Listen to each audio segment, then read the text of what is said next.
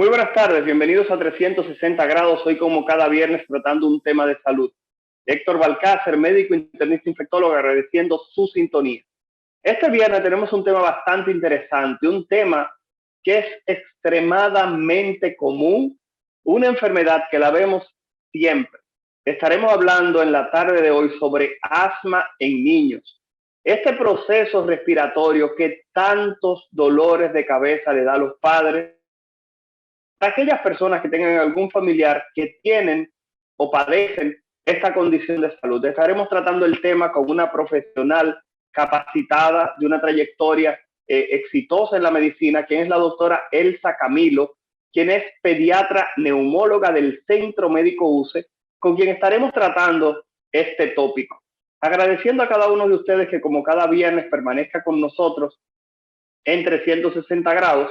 Y como les decía anteriormente, la doctora Camilo estará compartiendo con nosotros esta información, sobre todo algo que preocupa mucho a los padres, y es si esta enfermedad pudiera potencialmente revertir o si con el paso de los años va a empeorar. Señores, a manera de introducción, aquí en 360 grados hemos iniciado una campaña para solicitar que aquellas personas que en este momento se han aplicado su primera dosis y que falta cerca de 1.100.000 dominicanos y dominicanas que se aplicó esa primera dosis, que por favor vaya a colocarse en su segunda dosis. Fíjense como a nivel internacional, de cada 100 ingresos que están ocurriendo, 92 o 97 son personas no vacunadas. Y dentro de los fallecidos, estos engrosan en gran parte lo que es el contenido. Así que por favor, el llamado aquí en 360 grados y en lo personal a Héctor Balcácer como internista infectólogo es que nos vayamos a vacunar para que todos logremos, desde el punto de vista individual, lo que queremos en el colectivo, y es poder hacer que el coronavirus del 2019 no sea más que un mal recuerdo.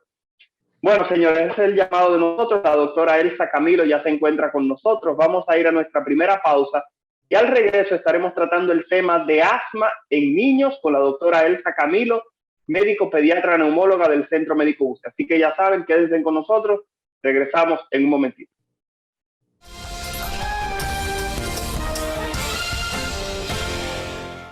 Muy buenas tardes. Gracias por permanecer con nosotros en 360 grados. Héctor Balcácer, médico internista infectólogo, sintiéndose muy honrado de su sintonía. Señores, como hablamos en el primer bloque, hoy tenemos un tema muy frecuente, un tema del cual todos los padres, madres, tíos, abuelos y tutores quieren saber. Estaremos hablando de asma en población pediátrica, en niños, niñas y adolescentes. En buen dominicano, el asma en los tigueritos. Así que ya saben, si usted tiene algún familiar con este tipo de problema, estaremos tratando esta situación con la doctora Elsa Camilo, quien es pediatra neumóloga del Centro Médico UCE, a quien le damos la bienvenida y agradecemos que haya decidido cortar su consulta para poder atender el llamado en 360 grados. Doctora Camilo, muchas gracias por estar con nosotros. No, gracias a ti por haberme invitado y es un gusto estar con ustedes porque este es un medio que llega a muchas personas y eso básicamente lo que queremos, orientar. Doctora Camilo, para entrar inmediatamente en materia y vamos arriba de una vez. La primera pregunta es, estuve revisando sobre asma en niños y encontré unas cifras altísimas, o sea, habían estudios que hablaban de que el 10% de todos los niños tenían asma. Eso es 1 de cada 10, eso es muchísimo. ¿Existe esa misma realidad en la República Dominicana de que tantos niños tengan asma, por favor, doctora? Bueno, primero permíteme definir lo que es asma. Asma es una enfermedad inflamatoria de los bronquios. En buen español, así como ustedes ven que a uno se le inflama una articulación o se inflama cualquier parte del cuerpo cuando tiene una infección, asimismo se inflaman los bronquios. Entonces, imagínate lo que es tú respirar normalmente con un bronquio grande a que se te ponga chiquitito, porque se inflama, entonces el aire no pasa por ese conducto. Yo siempre le pongo el ejemplo de la manguera. Las mangueras dejan pasar el agua de manera fluida, pero cuando se llenan de esa parte fea, negra del jardín, entonces no pasa. Entonces comienza a pitar y eso mismo pasa con el asma. Pero ¿qué pasa? Que es una enfermedad reversible con o sin tratamiento en el momento en que tú tienes la crisis. Pero si tú sigues con la crisis cada semana, 2 veces por semana, llega un momento en que ese bronquio no revierte. Entonces se queda el bronquio rígido y pequeño. Entonces ahí vienen los adultos con los EPOC. Pero entonces es una enfermedad inflamatoria de las vías aéreas de conducción. ¿Qué pasa con esto? No todo el que se aprieta es asmático. Y eso es algo que vamos a hablarlo en español, ¿verdad? Entonces, los niños pequeños que hacen sibilancia antes de los 5 años, no todos son asmáticos. Ok, vamos, doctor, vamos a hablar, pero si vamos por parte. Usted me dice que mi niño, hasta que no cumpla 5 años, no puedo hacer el diagnóstico de asma. O aún antes de los 5 años se puede hacer el diagnóstico, porque eso que usted acaba de decir es muy interesante. Sí, mira, la mayoría de las crisis de sibilancia en menores de 5 años lo desencadenan los virus. ¿Y cuántos virus tiene un niño en un año? 5, 10, ok. Entonces, ¿qué pasa? Hay factores predictivos de asma. Si yo tengo un niño que cada vez que hace un virus se me aprieta, si ese mismo niño es hijo de una persona asmática, entonces ya que va apuntando, tiene 4 patas y hace miau, es asma. Es un gato. Exactamente. Entonces, eso se llaman los factores predictivos de asma. Pero ¿qué pasa? Que ese mismo niño puede seguir siendo asmático o puede detenerse.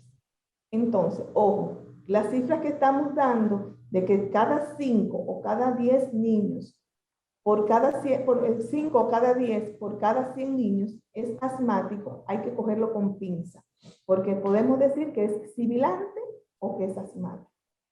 ¿Entiendes? Doctor, claro. Y eso está muy interesante porque muchos padres catalogan a sus niños como asmáticos y muchas veces porque han hecho crisis y lo ha visto un pediatra general y muchas veces no consiguen una consulta con un neumólogo. Vamos a decirlo, doctora Camila, ustedes son difíciles. Los neumólogos pediatras como que no son muchos en el país. No, de pero verdad. los pediatras tienen todas las capacidades para hacer un diagnóstico de asma y para manejar el asma en niños. Entonces, sí es cierto, las cifras que usted está dando son ciertas. En Latinoamérica, en los últimos años, hemos visto un aumento del número de pacientes asmáticos, de pacientes sibilantes. ¿A qué se debe? A múltiples factores. Se debe a la contaminación ambiental, se debe a la alimentación, porque eso también influye. Influye también en nuestro país. Las sibilancias se han visto muy cercanas al uso de guarderías, cuando los niños acuden a guarderías. Sí, porque entonces las guarderías no todas tienen la misma estándar de calidad. No todas tienen el mismo número de niños, entonces cada niño llega con su virus. ¿Me entiende? Entonces, sí, se ha definido el asma como la enfermedad más frecuente crónica de la infancia. O sea, que es un problema de salud pública. Algo que usted acaba de decir y que es interesante es el hecho de que si un padre o una madre tiene asma, el niño tiene mayor probabilidad de tener asma. O sea que estamos hablando de que es una enfermedad que pudiera considerarse hereditaria. Tiene un factor hereditario. Se dice que cuando un padre es asmático, hay un 50% de probabilidad. Si los dos son asmáticos, puede aumentar hasta un 75%. Entonces, tú llegas con tus genes de tu enfermedad, pero hay lo que se llaman factores desencadenantes. Que si tú no te expones a los factores desencadenantes, probablemente nunca hagas la crisis de asma. Ejemplo, si tú tienes una alergia a las gramíneas, si tú nunca vas al campo, tú no te vas a pegar. Doctora, justamente, ya que estamos hablando de todo eso, yo quiero que comencemos a desmontar o que usted asevere unos cuantos mitos por ahí del pecho apretado o del asma. Voy a iniciar por uno muy de clase media alta. Y es que cuando un niño tiene asma y le regalan un chihuahua, el chihuahua se lleva el asma y lo coge para él y hace que el niño se cure. ¿Realmente los chihuahuas curan el pecho apretado, curan el asma, doctora, por favor? Si fuera así, yo vendiera chihuahua. La vendedora de chihuahua fuera yo. No, realmente no. Mira qué pasa. El chihuahua, yo diría que hasta nosotros mismos hemos fomentado el que el chihuahua sea la mascota para el niño asmático. ¿Pero es por qué? Sí. Porque no elimina pelos y es muy poca la caspa que tiene. Entonces, ante un niño que quiere una mascota, que todos sus amiguitos tienen un perrito, entonces el perrito que menos factor de riesgo tiene es el chihuahua, pero no, el chihuahua no cubre el asma, ¿no? Ok, entonces Dijera, ustedes doctora acaban de Camilo, escuchar, doctora Camilo, ¿y esta chihuahua? primicia, esta primicia en 360 grados. Hoy como cada viernes tratando un tema de salud. La doctora Elsa Camilo, pediatra neumóloga de la UCE, dice que los chihuahuas no curan el asma. Eso es lo primero que la doctora Por Camilo lo menos no he leído que los chihuahuas curen el asma. curen el asma. La Pero usted sabe que es medicina, una creencia. sí. Perfecto. Doctora, otra cosa. El Dale. cebollín, el gomenol, las botellas, cortarle un cabellito al niño y meterlo adentro de una mata y que el niño no vuelva a pasar nunca más por ahí.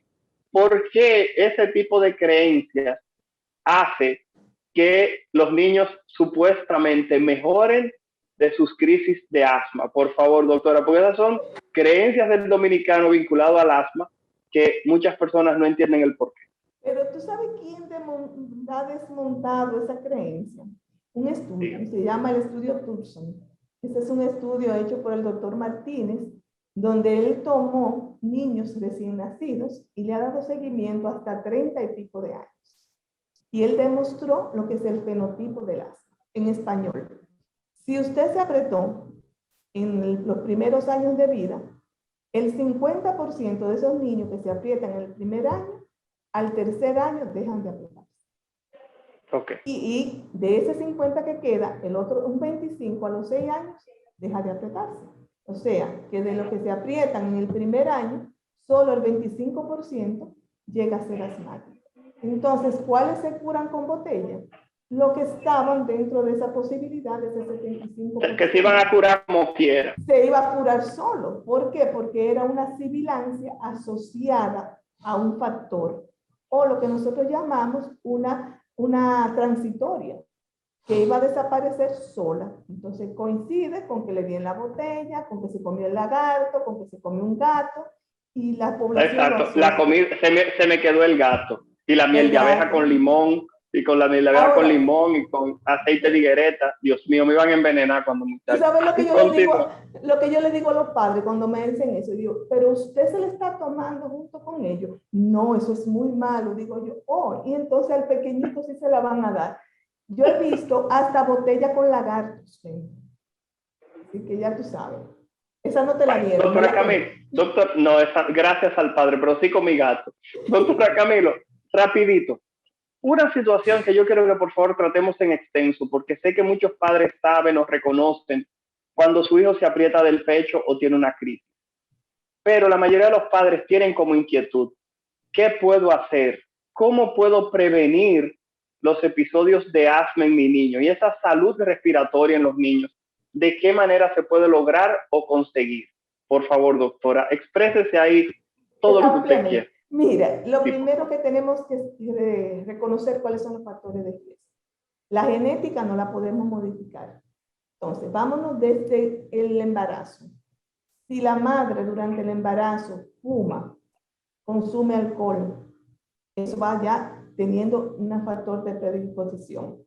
Seguimos con la lactancia materna. Niños que tienen predisposición genética, que son amamentados exclusivamente por 6 meses, y luego hasta los 2 años reduce significativamente el riesgo de que se aprieten. Seguimos con las vacunas.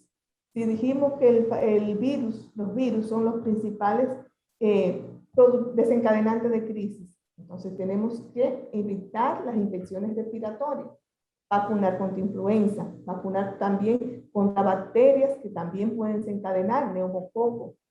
Entonces, toda esta vacuna la tenemos disponible en el programa ampliado de inmunización de manera gratuita. Seguimos.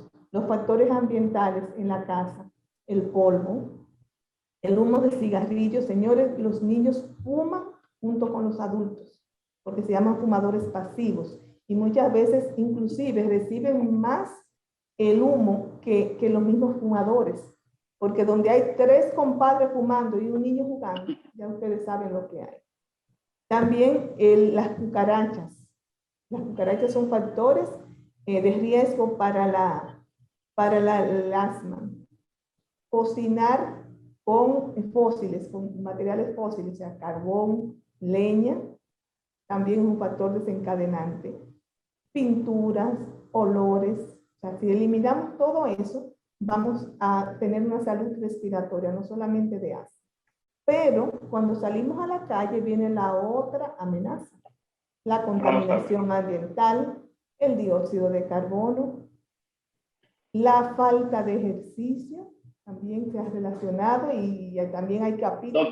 Doctora, espérese un segundito, porque usted menciona eso, pero muchas veces a los padres de niños asmáticos, algunos médicos le dicen, no lo pongas a hacer ejercicio. Claro, no lo pongas porque eso tiende a desencadenar, sí, pero muchos médicos le dicen, no lo pongas a hacer ejercicio porque eso desencadena la crisis. Vamos a ver. Buena pregunta. Mira, el éxito de nosotros los médicos con los pacientes asmáticos es tenerlo en control. O sea, si usted tiene un paciente en control de sus síntomas, puede hacer la vida normal. Y te voy a poner el mejor ejemplo que todos conocemos. Nuestro nadador es asmático. Marco Díaz es asmático. Yo tuve la oportunidad, y eso no lo debo decir, que cuando él estaba pequeño yo era residente, pero eso no lo oyeron.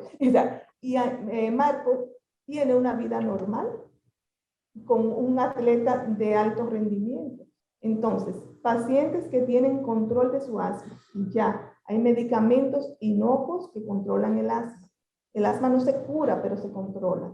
Entonces, un paciente en control va a hacer su vida normal, va a jugar pelota, voleibol, basquetbol, lo que él quiera. No podemos limitar. O sea, mientras nosotros no tenemos ese control, el médico no está funcionando. Ok.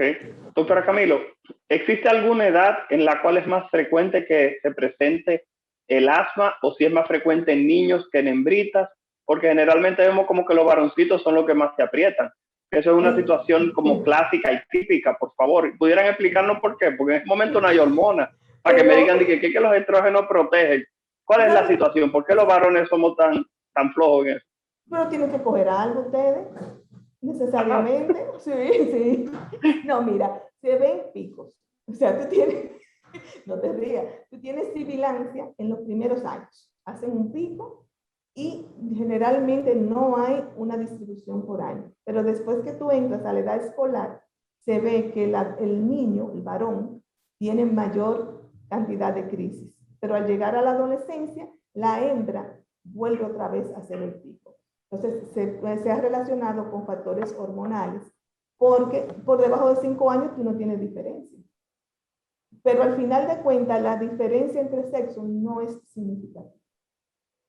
Ok, o sea que no es significativa, pero en la niñez es más frecuente que sea en niños que en hembras. Y después en hembrita, en adolescencia. Y después al revés, que es más frecuente en mujeres que en varoncitos. Sí. Ok, doctora, en cuanto a lo que es el asma en sí, a los medicamentos del asma, porque sé que es una pregunta que casi nunca se hace, ¿tienen cobertura los medicamentos para controlar el asma por parte de los seguros? Porque sé que es una pregunta que le preocupa a muchas personas. Sí. Mira, los medicamentos para el asma en las últimas décadas han dado un vuelco terrible. O sea, ya nosotros hemos pasado de medicamentos inyectados, recuérdate cuando se ponía aquella adrenalina, aminofilina, pasó de moda. Ya hoy día es medicamentos inhalados y orales. Inclusive en las emergencias ya utilizamos medicamentos inhalados y de medicamentos tomados. Entonces, la mayoría de los medicamentos son cubiertos por el plan básico. Okay. Recuerden, eso quiero que la población se lo lleve. Si se llevó eso hoy, ganamos. La medicación para el asma es aerosol. Si usted tiene una lesión en la piel, ¿qué le ponen? Una crema. Cremita, claro. Si usted tiene una patología respiratoria, ¿qué hay que ponerle? Un aerosol. Porque cuando usted hace el aerosol, llega directamente a las vías respiratorias, no se absorbe tanto y es menos dañino. Entonces, hoy día la medicación es aerosol con inhalocámara, muy diferente a como salió en la promoción, que yo hice su crítica. Mi crítica, no se usa en niños el aerosol directamente, sino que se utiliza con un dispositivo que se llama aerocámara, que permite que el niño no tenga que coordinar entre me pongo el medicamento y hago la inhalación. Entonces, Está siempre bien, nosotros... pero eso a veces, doctora Camilo, es medio peligroso, porque hay mamás que lo quieren ver lleno y le dan 8 fuetazos adentro de eso, hasta que no lo ven oscuro, no dejan de darle frutazos. Y también hay gente que se lo quiere poner como perfume. Entonces, ahí Exacto. entramos nosotros, como trabajadores de la salud, a explicarle, miren, la consulta del asmático se toma más tiempo en educar sobre el uso de los medicamentos que en examinar el paciente. Bueno, señores, estamos conversando con la doctora Elsa Camilo, quien es pediatra neumóloga del Centro Médico UCE, con quien estamos hablando justamente el tema de asma en niños. Vamos a ir a nuestra segunda pausa. Al regreso, le vamos a pedir a Edwin que vaya preparando las preguntas que tan gentilmente nos han estado enviando a través de redes sociales sobre este tema. Así que ya saben, continuamos con la doctora Elsa Camilo y estaremos colocando su número del consultorio para aquellas personas que tengan algún tipo de pregunta o quieran una consulta con la doctora Camilo. Por favor, le participen. Edwin, vamos a la pausa y al regreso, ya saben, seguimos conversando sobre asma en tigueritos. Regresamos en un momento.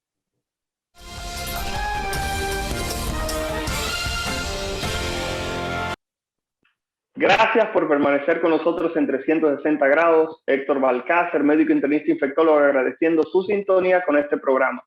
La doctora Elsa Camilo, médico neumóloga, pediatra del Centro Médico UCE, nos acompaña tratando el tema de asma en niños y niñas. Doctora Camilo, hay varias personas que nos han enviado preguntas a través de redes sociales. Vamos a pedirle a Edwin que vaya colocando la primera pregunta, como ya es parte de la dinámica de 360 grados. Edwin, cuando tengas la pregunta lista, para que la doctora Camilo pueda responder. Buenas tardes, doctor. Yo quisiera saber cuáles son los pasos a seguir para cuando a un niño le da una crisis de asma en el hogar. Doctora Camilo, una pregunta sumamente capicúa. Si los padres deben hacer algo con el niño en la casa o tienen que llevarlo al médico de inmediato cuando hace una crisis. Ok, vamos entonces a poner los escenarios. Primero, sí, si su médico le ha dado un plan de acción, como siempre lo hacemos, que le explicamos cuándo debe poner medicamentos de emergencia, porque siempre tienen los medicamentos de emergencia en la casa, entonces pueden medicarlo y esperar de 1 a 2 horas. Si no hay mejoría, debe ir al centro de salud. Ahora bien, si no tienen un plan de emergencia descrito por su médico, inmediatamente lo ven con dificultad para respirar, con tos constante, deben llevarlo al centro de salud. Hay un dato importante y es que muchas veces los pacientes, o sea, los padres, no perciben la gravedad de los niños, sobre todo en los niños que son gorditos, en los que no podemos ver el movimiento respiratorio. Pero entonces las mamás somos muy astutas. Está tosiendo y él no tose así. Desde que un dato inquieta a una madre, si no tiene plan de acción, debe ir a emergencia. Excelente respuesta, doctora. Vamos, por favor, a pasar a la siguiente pregunta, Edwin, por favor. Saludos. Quisiera saber cuáles son los signos que nos van a indicar que ya debemos de trasladar al niño con ataque de asma hacia el hospital. Gracias.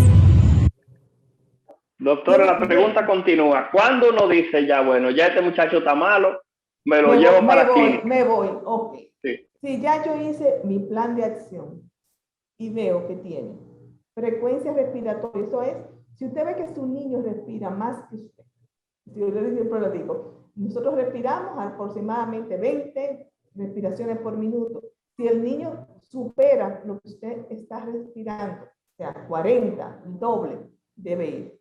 Si está hablando entrecortado, o sea, dame, ya él no puede hablar. Estoy malo.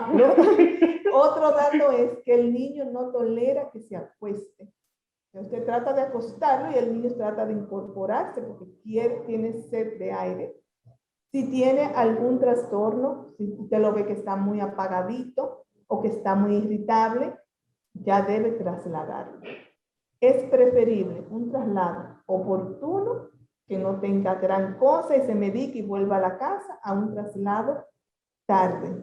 En el asma, cuando el paciente llega tarde, realmente el pronóstico va a cambiar.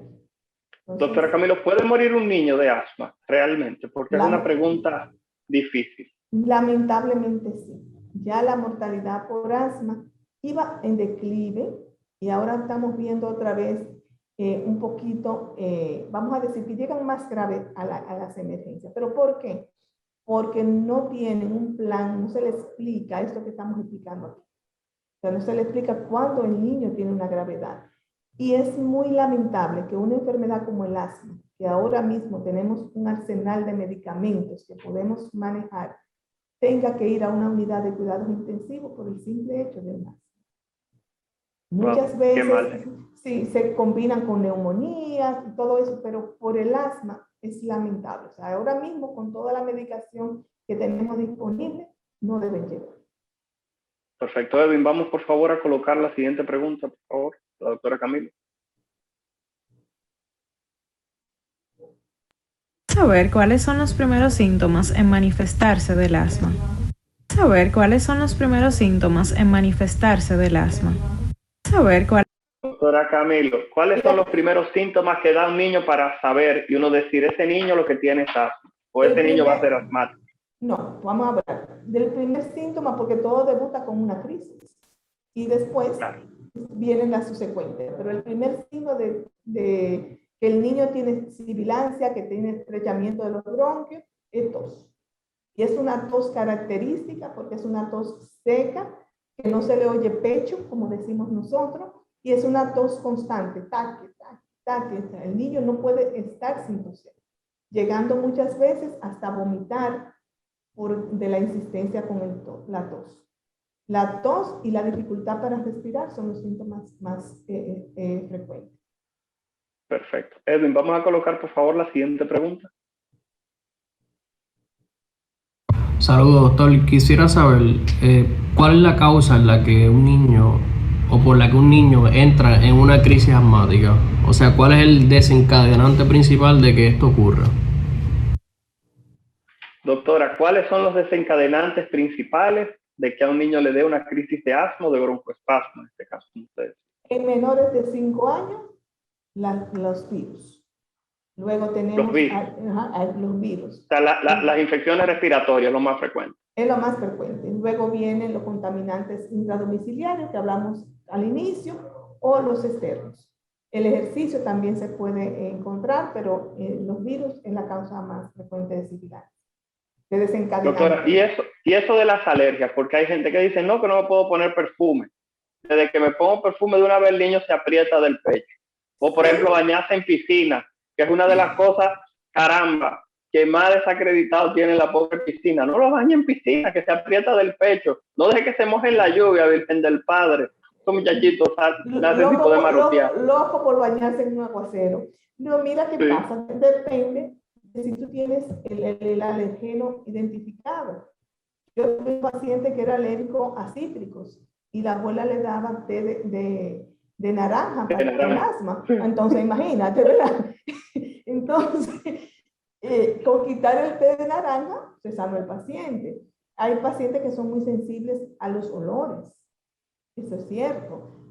Por ejemplo, esas desinfectantes que usan en la casa, no vamos a decir nombres, pero hay pacientes que sí son muy sensibles. Entonces, eso, evitando esa parte, podemos hacer. Por ejemplo, no vamos a hacerle una prueba de alergia a todo el mundo, señores. Es algo de observación. Si ustedes ven que cuando en su casa limpian con cloro, el niño tose, ¿qué hay que hacer? No limpiar con cloro. O sacar el niño cuando vamos a limpiar. Las piscinas son muy desacreditadas. Mi recomendación con la piscina es, primero, que el paciente utilice medicamentos de control. Y segundo, que los niños vayan a la piscina en horas donde haya sol. Inmediatamente terminaron las 2 o 3 horas de piscina, ese niño se saca, se baña y se pone ropa seca. Perfecto. Escucharon, madre, padre, que lo dejen bañar en la piscina, caramba, que uno dura un ratazo sin poder bañarse en la piscina. Y la playa, señores, la playa es fantástica, fantástica para los pacientes respiratorios. Le hace un lavado nasal, mira, que resuelve el problema. Que da gusto. Vamos a pedirle por favor a Edwin que coloque la siguiente pregunta, por favor, agradeciendo como siempre a las personas que nos la han enviado. Hola, mi pregunta es si existe alguna relación entre el asma y la obesidad en niños. Gracias. Qué buena pregunta, qué buena pregunta. No es que los obesos van a ser más asmáticos. es que los obesos tienen más difícil control. Y eso está documentado ya hoy día, que el paciente, el ser obeso, es un factor de riesgo para conseguir el control. Entonces, nosotros luchamos con que los pacientes asmáticos no sean sobrepeso. Ok, o sea que estamos hablando de que no es que va a tener más asma, sino que para que se pueda controlar, si está en sobrepeso va a ser mucho más difícil. Mucho más Las personas están pasaditos de libro. Sí. Ok, no, excelente. Qué bueno, caramba. Vamos a decirle a Edwin que coloque la siguiente pregunta, por favor. De verdad que son datos bastante interesantes, porque todo el mundo pensaba que el que era gordito quizá tiene menos problemas. Más problemas para respirar. Bueno, por la grasa. No. Hola, mi pregunta es que ¿cómo se pueden reducir los desencadenantes del asma en la casa? Doctora, lo que estamos hablando ahorita, manera de prevención en el hogar, porque era lo que le estaba diciendo. Antes decían, no tenga alfombra, no sacudan los muebles. Oye, no tengan alfombra, no sacudan los muebles, aspírenlo todo el tiempo, no tengan gatos, no tengan perros. Los niños vivían aislados realmente en un momento cuando tenían asma, entonces era imposible, no utilicen perfume, no tengan flores. El niño tiene tal cosa, no tengan flores en la casa, no tengan mata, la cereza. Hay un grupete de cosas, doctora, que es imposible enumerarle en este programa. Mira, en nuestras casas siempre se acumula polvo. Eso es casi imposible vivir en una casa donde no haya polvo de la casa. ¿Qué pasa? En la limpieza de las casas o de los lugares que habitan los pacientes asmáticos sí tiene características especiales. Si usted barre, si usted despolva los muebles, que es lo que está moviendo el polvo. Entonces, ¿qué nosotros recomendamos? Que la limpieza se haga con paños húmedos. Que no se barra, sino que se trapee para recoger el polvo y no moverlo. Los que tienen aspiradora, bendito sea Dios, qué bueno, entonces pueden aspirar sus cortinas, las alfombras no son recomendables. Nosotros hablamos de que la habitación del niño debe ser lo más natural posible. ¿Tú sabes quién acumula mucho polvo? Los peluches.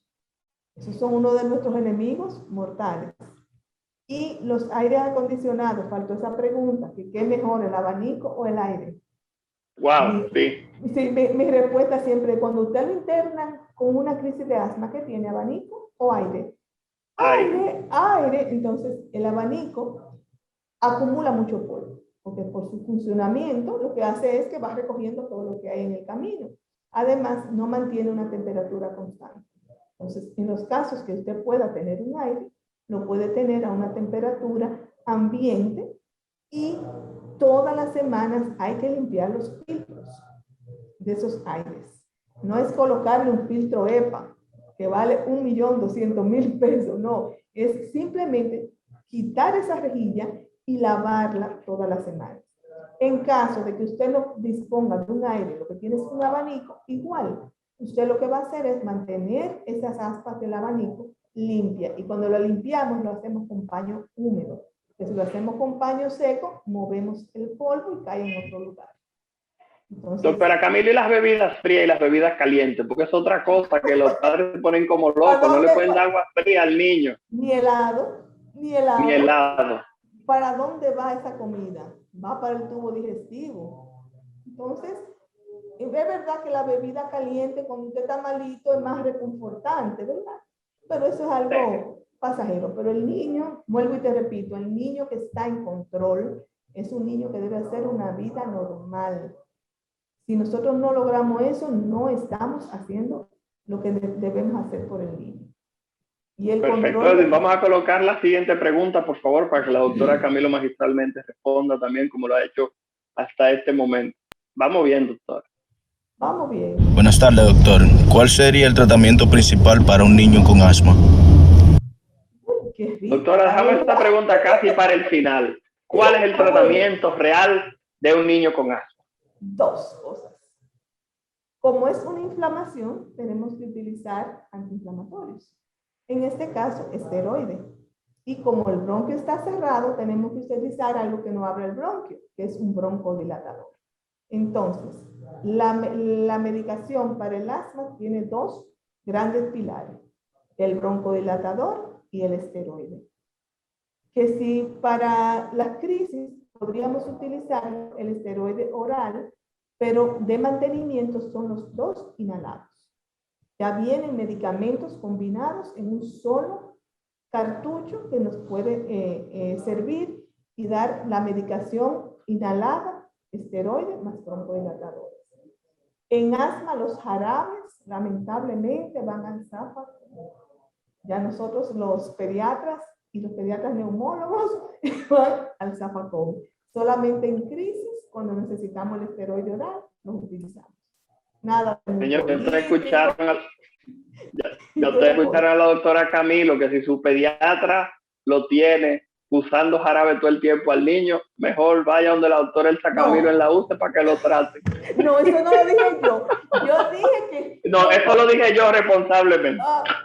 Converse con su médico de que hay alternativas inhaladas. Usted oyó en un programa que hay alternativas inhaladas que tienen menos efectos secundarios y dan mejor control. Para que su niño pueda ir a Edwin, vamos a colocar la pregunta, la última, porque tenemos justamente en este momento ya 2 minutos que nos quedan. Vamos a colocar la última, doctora, para que nos dé su recomendación. Edwin, corre. Buenas tardes. A mí me gustaría saber cuáles son los factores para desencadenar lo que sería el asma y si dicha enfermedad tiene cura. Gracias. Doctora, pusimos esa última para saber si el asma se cura, sí o no. Solamente eso. No, el asma no se cura, ya, déjelo ahí. Déjelo ahí. El asma no se cura. El asma no se cura y por tal razón usted necesita tener un médico de confianza que usted pueda localizar para cuando se presenten las crisis o para mantenerlo controlado, como dice la doctora Camilo. Nos queda una pregunta, doctora, pero no la vamos a colocar, Edwin, porque no hay tiempo. Doctora Camilo, en 30 segundos, agradeciendo que haya estado con nosotros, ¿cuál sería su recomendación para las personas que están viendo 360 grados?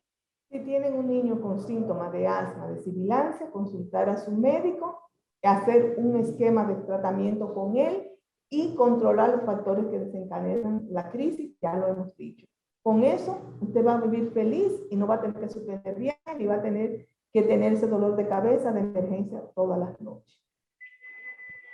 Señores, hemos estado conversando hoy en 360 grados con la doctora Elsa Camilo, pediatra neumóloga del Centro Médico UCE, a quien le agradecemos nuevamente que haya estado con nosotros. Esperamos que este pequeño conversatorio les haya servido de algo. Si usted entró tarde, recordar que Edwin, nuestro máster de piso, sube este programa a 360 grados con Oscar Medina un poco más tarde en YouTube para que usted lo pueda revisar y lo comparta con otras personas. Agradeciendo de nuevo su sintonía. Nos vemos el próximo viernes con otro tema de salud. Héctor Balcácer agradeciendo su sintonía y repito, Edwin ha estado colocando los teléfonos de la doctora Camilo. Así que vaya a YouTube esta noche para que por favor los revise. Hasta la próxima. Bye, bye. Bye.